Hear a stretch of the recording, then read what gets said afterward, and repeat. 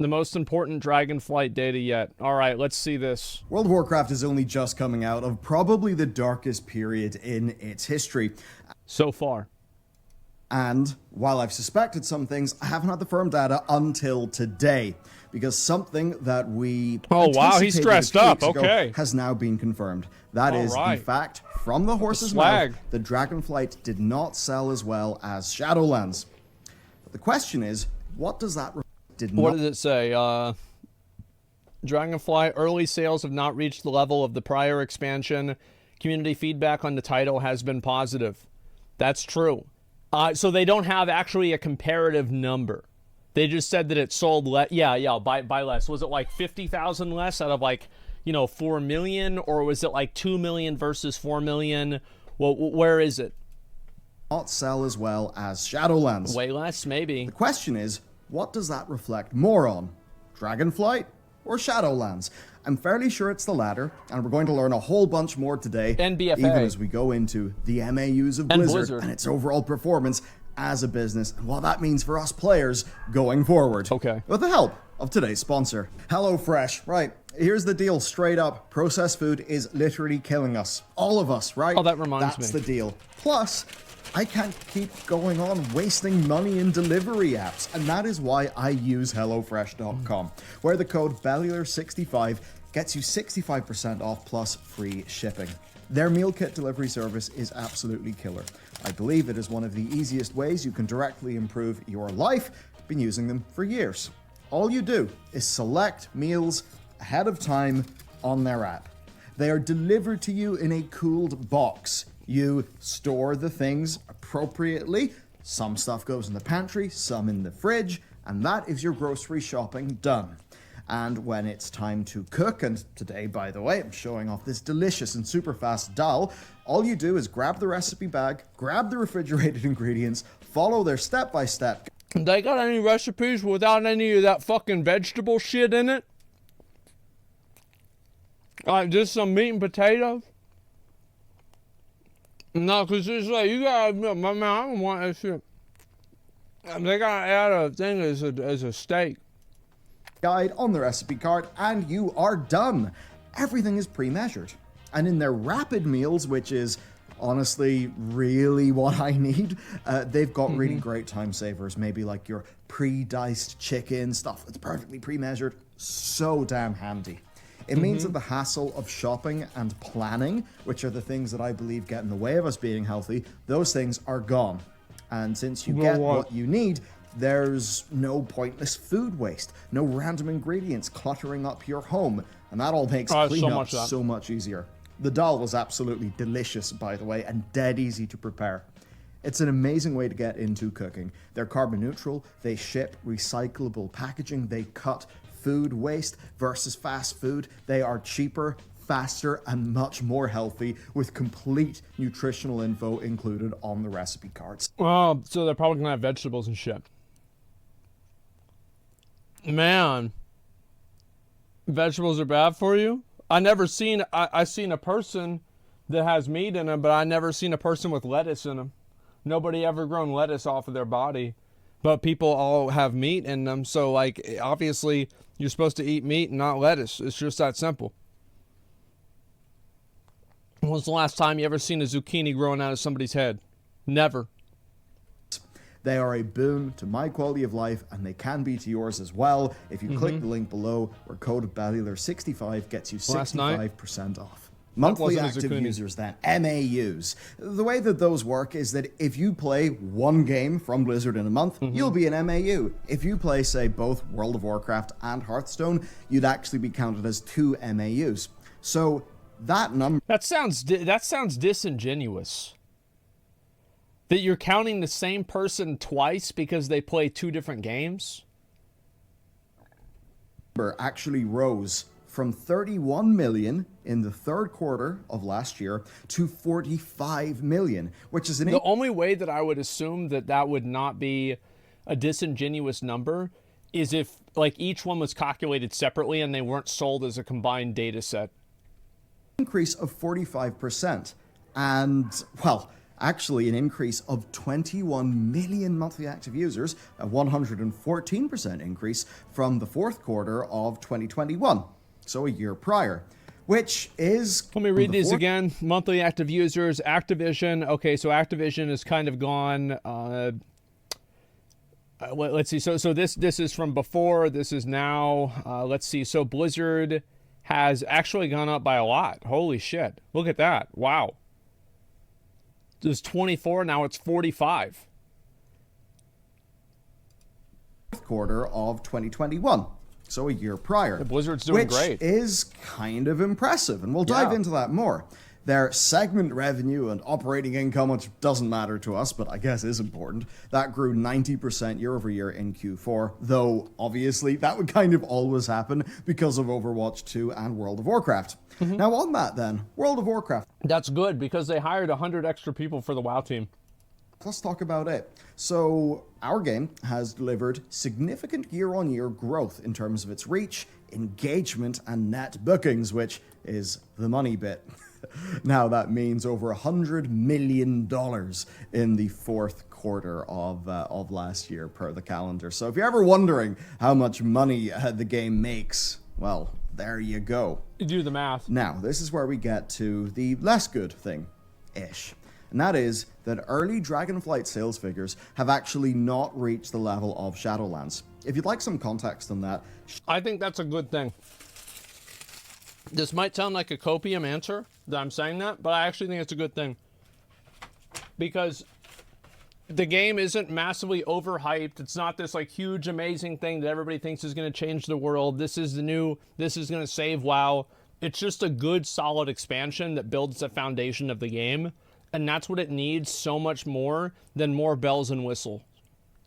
Shadowlands, at its time, was the fastest sell-through to day one PC game of all time. So that basically is pre-orders through to day one.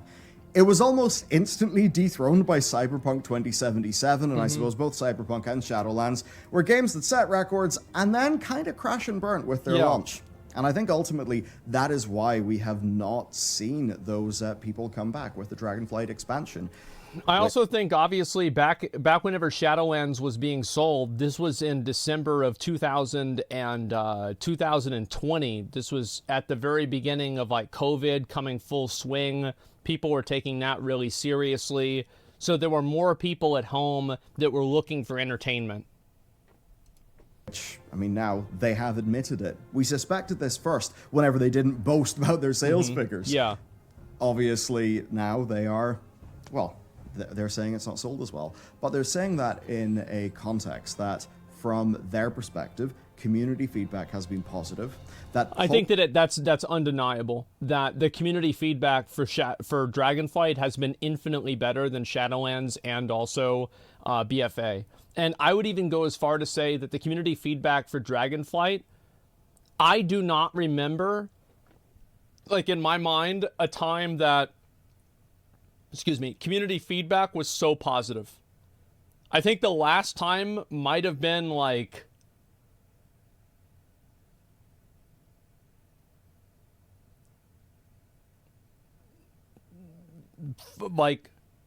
the end of Legion. Yeah, the end of Legion. Like the last, and also like even, I don't even think the end of Legion.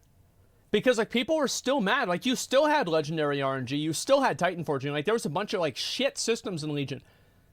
I'm thinking like, I remember at the beginning of BC, people were pretty happy. At the beginning of Wrath, bro, everybody thought Blizzard phoned it in for Wrath. Because all they did was re-release the same Nax raid.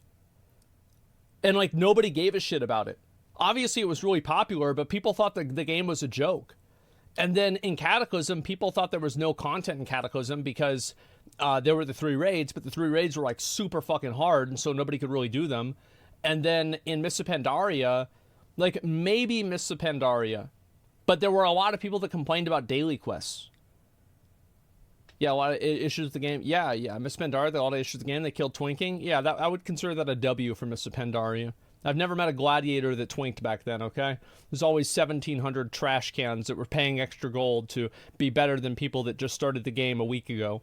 Twinking is such a fucking, like, a loser activity. Anyway, I'm not going to get into that. Point is that I think Dragonflight has had the most positive reception of an expansion that I can remember. Post-launch subscriber retention is in fact higher than recent expansions in the West. Now, in the West, I think is a relevant bit because, of course, their retained players is going to fall all the way to essentially 0 in China because the game, it's gone. Isn't doesn't really count. It's closed down in China completely, which is mad. Bro, that sucks for the Chinese guys over there playing. Like, imagine, dude, you've had your account for 10 years and it just gets shut down because of some fucking, like, corporate dispute. That sucks. Now, when we're talking about recent expansions with an S, that means Legion, BFA, Shadowlands. I think it's pretty damn obvious that Dragonflight is a better expansion than BFA and Shadowlands. As for Legion, I wouldn't be surprised if Legion even had a higher fall-off rate, but I think that would be because it was able to draw in so many people. I think that Dragonflight is a better expansion than Legion, but I think for its time, Legion was a better expansion than Dragonflight. Like, contextually, Legion was like I think Dragonflight innovated the game in some ways, but Legion was the last major innovation for WoW. Like, it really felt like a huge difference going from WoD to Legion. Like, that was like, it's like you were going from playing WoW 2 at that point. It was like WoW 1 would be like, you know, Wrath. Like, it would end at Wrath. Like, you were playing WoW 2, and Legion felt like WoW 3. Even the more fair weather people. Whereas when I look at the Dragonflight expansion, what I really see from it is an expansion that doesn't have anywhere near the hype of WoD or of Legion, right? Because Warlords of Draenor, like, think about its marketing campaign. Well, yeah, the WoD, I mean, like, WoD had a much more interesting campaign, bro. Like, and again, what was the WoD marketing campaign? Do you remember all those old, sweaty, hairy men? Well, guess what? They're back. And all the fucking old, sweaty, hairy men that were playing WoW were like, oh, yeah, bro, it's gonna be so good. And then, of course, they're just sitting in their garrison all day, so they quit. But, like, before WoD came out, everybody was so fucking excited.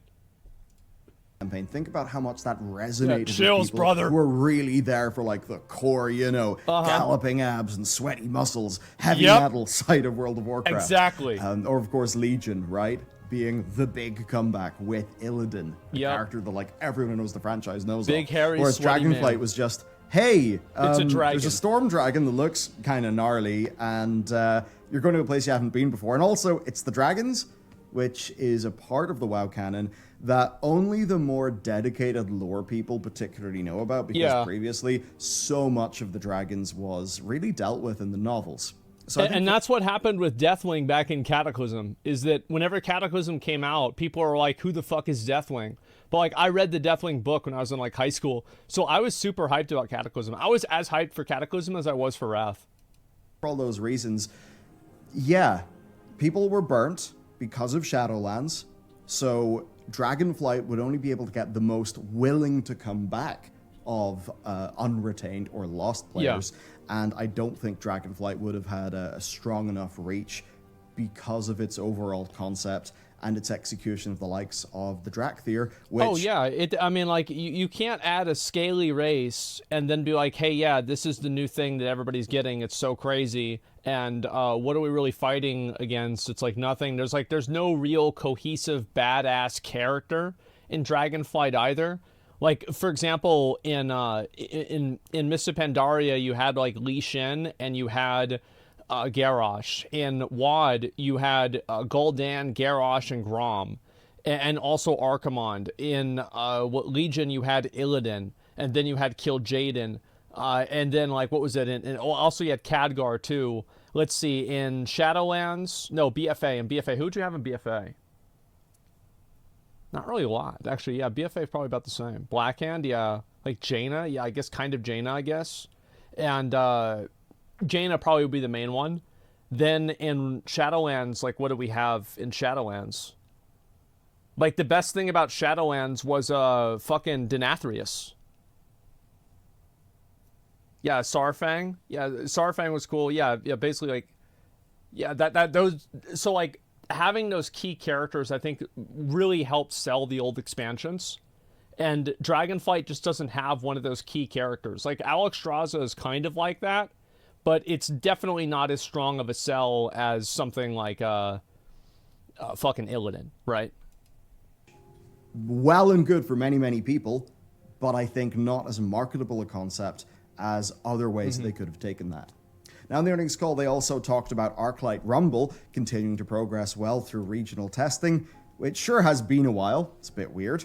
Then, based on the previous earnings calls, what is weird is that game was supposed to launch in 2022. Yeah. But it still is in regional testing. Now, what that will often mean for a mobile game is that it's not really converting. Because the way that these mobile games work, right, is you work out your average revenue per user, then you work out your cost of acquisition, and you go brrr on that marketing. Yep. Right? That's like the mobile model. So what they often do in those soft launch periods is they really try to just hone all that shit in before they basically just, go gas on the marketing side of things. So probably not a great thing. So it probably, I will say from the people what they're saying is that it doesn't have enough microtransactions. I know, for what it is, it's a fun game. And then, of course, they also mentioned that, yes, they will try to find alternate ways to have the game be in China. Okay, so that's a bunch of what we learned from Blizzard themselves. What I can now talk about is some of our own in-game data. So we do really once or twice every raid tier, or every season in the game, we basically look at all of the publicly available data to see how the game is actually performing. Okay. So we looked at guild raid participation metrics for the opening patch of Dragonflight, and we compared that to all recent I think we've seen this part, yeah. expansions and This was in a video we already within watched. the first few months of release, so that we'd be like actually apples to apples. And what was really helpful there is that Castle Nathria and Vault of the Incarnates have extremely similar seasonal timings, which just makes those two a really good point of comparison. Right. And here's what we found out, right? For both normal and heroic, Vault of the Incarnates did see an increase over the previous raid tier, Sepulchre of the First Ones. But the problem is, it only brought those numbers up to where they were in the Sanctum of Domination. Yeah, you're comparing the first patch. This is Sanctum of Domination, and this is Castle Nathria right here. Because, like, look at the numbers down here. So, like, what he's really saying is that Vault of the Incarnates is performing just, like, a slight little bit better than Sanctum of Domination. And you got to keep in mind, Sanctum of Domination was that was right whenever Korthia came out. Like, the worst patch of all time for Blizzard. Number one. Number two, it was during the whole lawsuit investigation California thing. And then number three, that's whenever a bunch of other people moved over to Final Fantasy. You see what I'm saying? So it was just so many different things. And if you remember patch 9.1 and Sanctum of Domination, Bad. that had experienced a massive drop-off from Castle Nathria.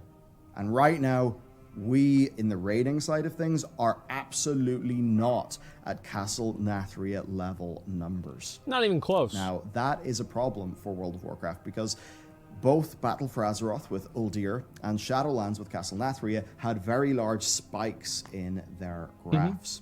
So, of course, this does very much line up with those sales figures that are reported. Yeah, and you can't say that it was just COVID, because if you look at 8.0 right here, 8.0 obviously was Uldir first patch of BFA, and this is Shadowlands and first patch of Shadowlands, Castle Nathria. They're about the same. So you can't just say Castle Nathria only did well because of COVID. By Blizzard, that they are lower, and that is something that originally we were able to sort of deduce during our research and analysis process for that past video. And really our data showed that ultimately the peaks and valleys for raid participation from guilds is on a continuing downward trend since, Antorus, really. And that's just when you exclude the outlier. That's because Antorus was easy. That's a big reason why Antorus and all of the raids back then were popular, is because they were easy.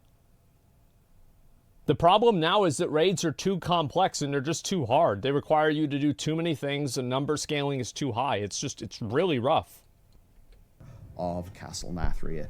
And when you compare the Legion expansion to... And the thing is also, even if you think that the raids are not that hard, you have to include like the added difficulty of the logistics of getting at least 10 people together and compare that directly against Mythic Plus. Because right now, Mythic Plus is just a better way of getting gear.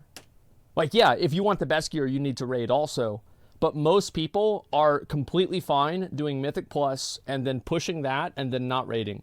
Because overall, it takes way less time, and the time that it does take doesn't need to be scheduled. You can do it whenever you want. Mythic Plus effectively cannibalized raiding in a big way, and I don't think that's a bad thing. The 2 expansions that follow it, you actually see that Legion was able to grow throughout its lifetime, which is a pretty damn incredible thing, whereas the other 2 just fell during their lifetime. Now, that's the quantitative side. To look at the qualitative side, I would say that Vault of the Incarnates is a really fantastic raid. And as we concluded in our past statistics video, Dragonflight's launch is likely a success by most metrics that matter, right? There is a measure of success, but ultimately, it is a situation of a strong but not giga hype foundation being laid down. I think that what's more important than numbers with no context is numbers with trajectory. So, for example, like with Shadowlands, this is how I think it went, right? That's obviously players, and this is time, right? And so Shadowlands went like this. Dragonflight is probably going, like, I would say probably like this, you know, or maybe something like this. And I would say that this right here it's going down. Yeah, every expansion, like after people play it, of course Dragonflight's going to go down. That's the way every single game works, is that as soon as content gets released, people play it, and then they stop playing it. That's what makes sense. But I would argue that this graph is more reassuring than this one. Even though this one starts off higher, and it is higher, it's going down faster. And that ultimately, it's trajectory that matters more. What will matter more. Then is how they're able to grow this game from that foundation. Now, Blizzard themselves, or Activision Blizzard Corporate, I suppose, did say that, look, the WoW team has grown, they've been growing the development teams, and that from what they can see, player sentiment is way up, player retention is up, and that, to me, is the most important thing. Really, a game like... Yeah, exactly. Like, it's about how a game retains people. World of Warcraft can be analyzed similarly to how you would analyze a SaaS business, because World of Warcraft is GaaS, games as a business. So a lot of those metrics that are used in the SaaS, which is software as a service worlds, like, you know, your churn rate, your, you know, cost of user acquisition and all of that stuff, those actually really matter to World of Warcraft. And in the SaaS world, one of the most important things is your churn rate. Because if your churn rate's too high, you are fucked. Yeah, it's the same with on streaming. Like, you'll see this, like, whenever streamers start dying, like, you know, their viewership goes down, they'll still be gaining followers every day, but they'll be losing followers at a higher rate that they're gaining followers. Because every single day, there will be somebody that stops using Twitch. So in order to overcome that and continue to at least even tread water to maintain relevance, you have to at least meet certain levels. And that is the state that World of Warcraft was in with its previous 2 expansions. So the actual important thing here is that the churn rate has decreased. Now the thing is, Blizzard, or Activision Blizzard, cannot lie in these disclosures, because this is all happening in a world that is regulated by the securities, the SEC, right? The Securities Exchange Commission, I believe. So if they do lie in any like earnings report stuff, no, they're not lying in earnings reports. It's just not happening. That is tremendous trouble. Instead, what you rather find is they tell the truth, but they can be selective in what bits of the truth that they tell. Like, they're saying that, like, oh, Dragonflight sold less than Shadowlands. But if Dragonflight sold, let's say, 1 million and Shadowlands sold 4 million, that's way different than if you say it sold less and Shadowlands sold 4 million and Dragonflight sold 3.5. But both of them are the same language. Sort of assuming that people will read mostly their comments, but then not actually look through some of their numbers with a fine-tooth comb, because there are just filings, even for regulatory purposes, that they do actually have to make as a part of being a publicly traded company in the United States of America. So, the other side then is Mythic Plus. At the time, our data sources for Mythic Plus were broken, but I did actually see somebody was able to compile M Plus stats over on Reddit. And the good thing that I saw from that is that actually M Plus retention is up, which is good, especially... Of course it is. It's not even a question. So why is Mythic Plus participation up? It's because Mythic Plus gives better gear. Duh. Like, that's obviously why. I mean, come on. When you consider that Mythic Plus has had a lot of controversy in this expansion. Quite a few people don't enjoy Thundering. Quite a few people just are a bit burnt out in the system. There was obviously tuning issues with Mythic Plus early on, and perhaps for some still continuing in this expansion, right? So even with all of those problems, M Plus has shown better retention. If I was to totally... Because it's a better source for loot. Just spitball, I would say that whenever the social bonds of a game get shattered, right, that's going to impact the largest organized teams likely first.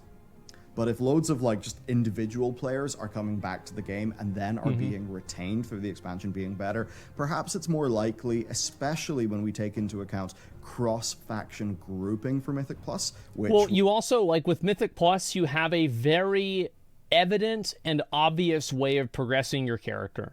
You do higher keys, and in the process of doing higher keys, you get Valor points that upgrades your gear to do higher keys even farther. There is a very easily and controllable progression system that the player has complete agency over. Will really increase the accessibility of Mythic Plus groups to Alliance players. I could maybe see Mythic Plus being the thing that will rise before raids rise. Maybe raids will be a bit of a lagging indicator because they do involve... Raids are bad. Like, the raiding paradigm in WoW is garbage. It's antiquated, it's outdated. Every other game has evolved beyond it. A degree of people coming back and then being able to organize. So, yeah, we'll have to see on that one. Ultimately, though, where we are left is that 2023 content roadmap. It seems the momentum is really strong. I mean, as soon as 10.05 appeared, 10.07 was on the PTR, right? I will also say that it has been incredibly impressive, the amount of post-launch support Blizzard has put into Dragonflight. I think Dragonflight has had a handful of L's, but overall, it's not even a question. Like, Dragonflight is already getting more content than Shadowlands, and they're already coming out. Like, they've already done the trading post. I think the trading post is great. There's a bunch of stuff. Like, I'm really excited for this. And 10.07 actually we have a does roadmap. A pretty good amount in it. So all those things basically are on the up for World of Warcraft. I'd say that from the perspective of Google Trends data, it's been okay. From the perspective of the actual content that we would make on our YouTube channel, what I have found is that stuff that will cater specifically to WoW players from a gameplay perspective, like say, like the winners and losers in terms of class changes, best classes, patch, that stuff does well. But the stuff that used to have a very broad level of community enjoyment, really like across the spectrum, like some of the premium lore content, that definitely is down a little bit.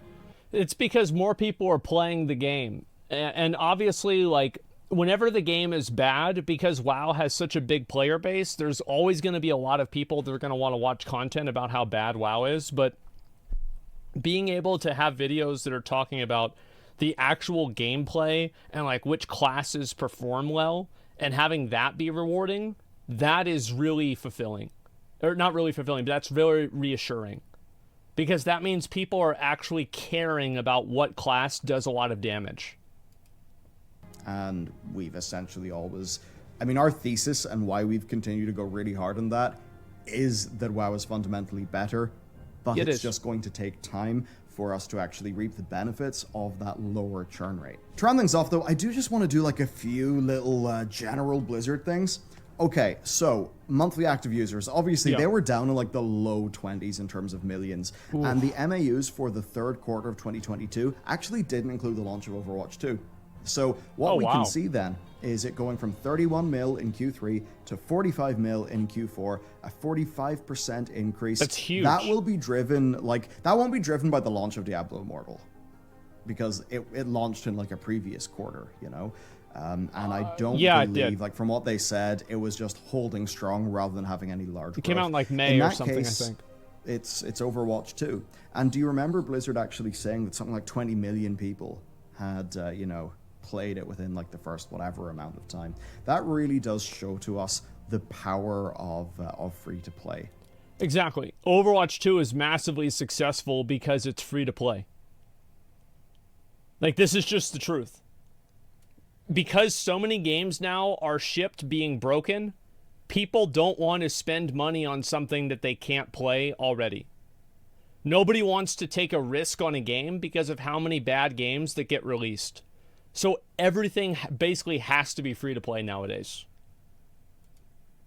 And of course, Q3 itself would have been fairly strong because of Wrath Classic. So overall, I think what we see there is Overwatch doing well. And one of the interesting things there when you look at Overwatch is that it's actually done well by the numbers.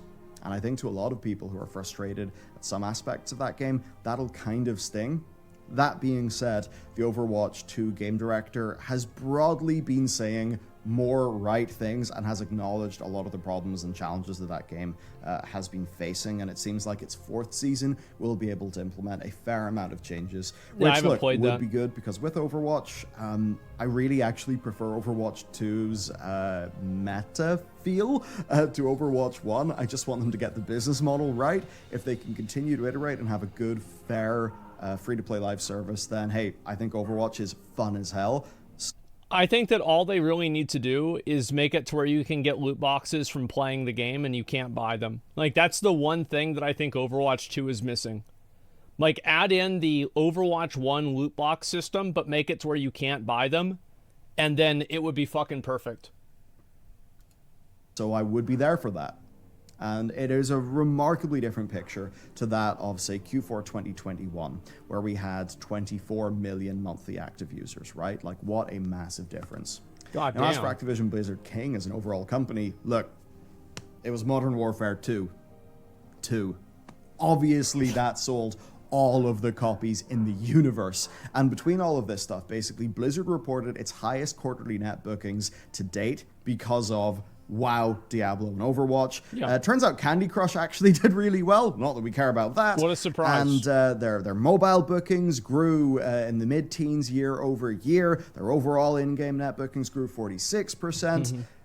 Generally speaking, fairly strong numbers. So there you have it. That's basically it for this video. I think that World of Warcraft is set up to have maybe the strongest future than it's had in a long time, even though this expansion did not sell as well. Personally, I can say I'm having more fun in the game than I have, since Mists of Pandaria. I'm actually enjoying Dragonflight more than I enjoyed Legion. I think the Legion was like, big giga hype for all of those like narrative reasons and just strong player fantasy. But in terms, I think Legion BFA, especially Legion and Shadowlands, had like omega hype based off of like the story and the marketing for it. But Dragonflight doesn't have that.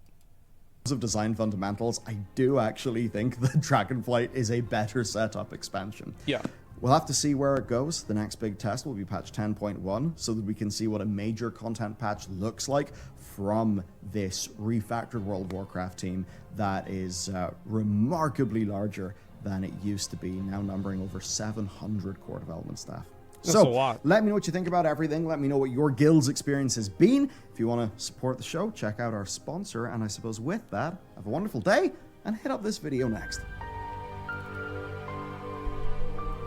I feel like CGI cinematics helped BFA a ton. Yeah, I think it helped out a lot too. What do you think of BFA dungeons? I didn't really think they were that great. I thought the Legion dungeons were way better. But overall, that's That's the way that I felt about it. Legion was giga hype because there are meaningful items in the loot. The legendaries, while annoying with RNG, were so fucking hype whenever you could feel your character's power. Oh yeah, you're right. Legion had a lot of positives, and there were a lot of good things with Legion. Like, I think that, again, Legion was the last time that World of Warcraft was truly innovated. I'm not sure, really, if Dragonflight is enough for me to say that it's, like, Legion's level of innovation. Because, like, they did the... I mean, they have, like, obviously the Vault, and I think the Vault is good, but they had that in Shadowlands. I think that, like, most of the time, Legion is more or less perfecting and like, fixing foundational things, like talents, for example, and professions. So it's like, would you say that's a paradigm shift in the same way that Legion was? It's very hard to say. Innovation can go wrong, as we've seen. Yeah, exactly. Dragonflight has zero innovation? No, I completely disagree with you. I think the new talent system is a massive innovation and a huge change. What was the innovation in Legion besides Mythic Plus? The legendaries and also the the artifact weapons. Like, legendaries and artifact weapons were like massive innovation. And like class order halls that kind of came in with that too. Oh, World Quest. Yeah, I forgot all about World Quest. World Quests were like... I thought World Quests were amazing. I still think World Quests are good. I'm a big advocate of World Quests. Yeah, artifact weapons were fucking ass. Well, some people liked them, some people didn't. That's just how it is. So let's see over here. I was going to look at the this Fortnite video. But yeah, I love these videos by Bellier. Let me read a few of the comments because I like seeing the actual numbers and having people talk about the numbers. The reason Shadowlands has many sales is beginning whenever we had COVID. Yeah, of course, it's not surprising. Most people lost trust in the company. Again, there's no trust in the company right now, regardless of the quality of their products. I think that's true. That happened with Overwatch 2. That's why Overwatch 2... Like, imagine making your game free to play and then getting rid of loot boxes and people hate you for it. That is a Blizzard moment right there. Like, I guarantee you, if any other company had done that, everybody would be saying they're great. I kind of felt bad for them whenever it happened.